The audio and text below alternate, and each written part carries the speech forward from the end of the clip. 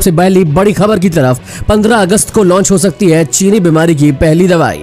दोस्तों, महामारी के बीच एक अच्छी खबर आ रही है। 15 अगस्त को महामारी की वैक्सीन कोवैक्सीन लॉन्च हो सकती है और इस वैक्सीन को फार्मास्यूटिकल कंपनी बायोटेक ने तैयार किया है। भारत बायोटेक और ICMR की तरफ से वैक्सीन लॉन्चिंग संभव है। हाल ही में कोवैक्सीन को ह्यूमन ट्रायल की इजाजत मिली है। ICMR की ओर से जारी लेटर के मुताबिक 7 जुलाई से ह्यूमन ट्रायल के लिए एनरोलमेंट शुरू हो जाएगा। इसके बाद अगर सभी ट्रायल सही हुए तो आशा है कि 15 अगस्त तक कोवैक्सीन को लॉन्च किया जा सकता है और सबसे पहले भारत के बायोटेक की वैक्सीन मार्केट में आ सकती है। अब जानिए, सैनिकों का हौसला बढ़ाने के लिए पीएम मोदी ने किया ये काम, पहुंचे खुद बॉर्डर पर। दोस्तों, बॉर्डर पर भारत और चीन की तनातनी के बीच प्रधानमंत्री नरेंद्र मोदी ने एक बड़ा सरप्राइज दिया। प्रधानमंत्री नरेंद्र मोदी शुक्रवार को सुबह सुबह अचानक लद्दाख दौरे पर पहुंचे और पीएम मोदी के इस दौरे की तस्वीरें अब सामने आने लगी है। मोदी का यह दौरा चीन को संदेश भी है कि देश फौज के साथ खड़ा है। पीएम मोदी के इस दौरे पर chief of defence staff general Vipin Rawat और आर्मी चीफ MM नरवणे भी मौजूद रहे। जानकारी मिली है कि पीएम मोदी ने नीमू में सेना और ITBP के जवानों से बातचीत की और सिंधु नदी के तट पर 11,000 फीट की ऊंचाई पर स्थित नीमू सबसे दुर्गम स्थानों में से एक है। ये जंस्कार पर्वत श्रृंखला से घिरा हुआ है। प्रधानमंत्री नरेंद्र मोदी ने पहले ही चीन को साफ संदेश दिया था। 28 जून को मन की बात में मोदी ने कहा था कि भारत की जमीन पर आंख उठाकर देखने वालों को करारा जवाब मिला है। माता की जय, भारत माता की जय, भारत माता की जय, भारत माता की जय।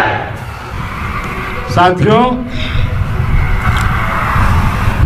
आपका ये हौसला, आपका शौर्य और मां भारती के मान सम्मान की रक्षा के लिए आपका समर्पण अतुलनीय है। आपकी जीवटता भी दुनिया में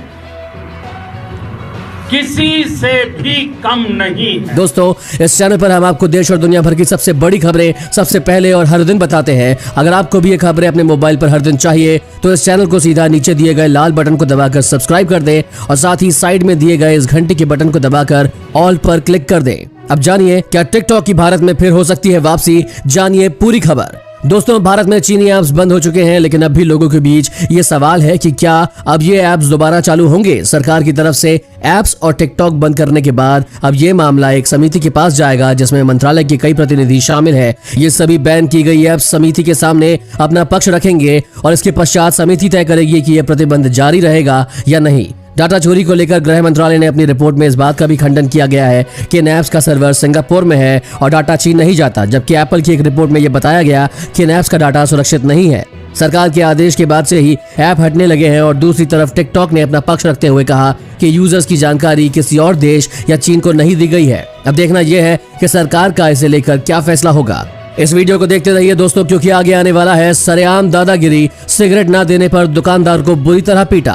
उसके पहले जानिए, पाकिस्तान ने लगाया PUBG पर बैन, क्या भारत में भी लग सकता है? भारत में चीन के साथ सीमा तनाव के बीच 59 चीनी ऐप्स को प्रतिबंधित कर दिया गया है। भारत में इन ऐप्स पर पाबंदी के बाद पाकिस्तान ने लोकप्रिय PUBG गेम को अपने देश में बैन कर दिया है। मीडिया रिपोर्ट्स के अनुसार PUBG को लेकर शिकायतें मिली थी, जिसमें कहा गया था कि PUBG गेम खेलने की लोगों को लत पड़ जा रही है। पाकिस्तान की टेलीकम्युनिकेशन अथॉरिटी का कहना है कि उसे इस पर कई शिकायतें मिली थी, जिसमें कहा गया था कि इस खेल को खेलने से बच्चे के शरीर और दिमाग पर काफी नकारात्मक प्रभाव पड़ रहा है। PTA की ओर से कहा गया है कि उन्होंने PUBG गेम के लिए इंटरनेट एक्सेस को हटा दिया है और इस मामले की सुनवाई 9 जुलाई को कोर्ट में लंबित है। जहां तक भारत की बात की जाए तो अभी PUBG को बैन करने को लेकर किसी तरह के आदेश नहीं आए हैं और अगर भारत सरकार को इसे बैन करना भी होता तो इसके लिए भारत सरकार पहले ही कड़े नियम अपना चुकी होती।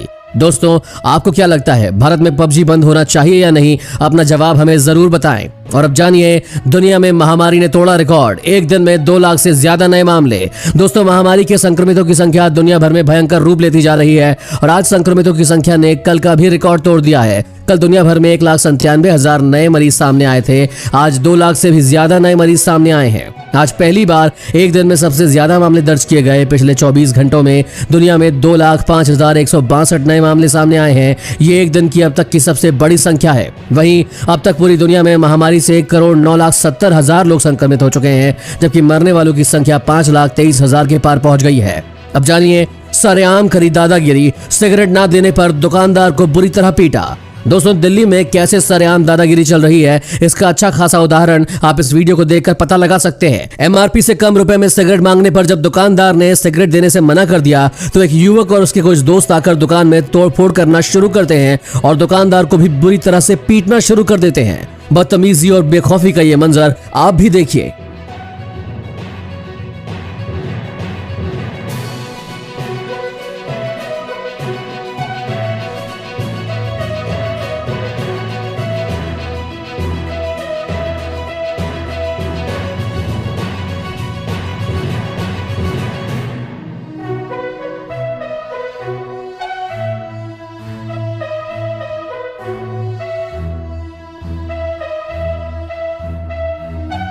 आगे देखेंगे दोस्तों, शादी के अगले दिन 3 लाख में बेची अपनी पत्नी, हनीमून के बहाने ले गया था दूसरे शहर। और उससे पहले जानिए भारत का वो छुपा हुआ ब्रह्मास्त्र जिससे चीन भी डरता है। भारत का शक्तिशाली हथियार काली एक ऐसा हथियार है जिससे अच्छों की रूह कांप जाती है। काली इलेक्ट्रोमैग्नेटिक तरंगों का तूफान पैदा करने वाला यंत्र है जो सेकंड्स के अंदर भारी मात्रा में तरंगों की बौछार करता है, जिससे ये अपने संपर्क में आने वाली किसी भी इलेक्ट्रॉनिक उपकरण को ठप कर देता है।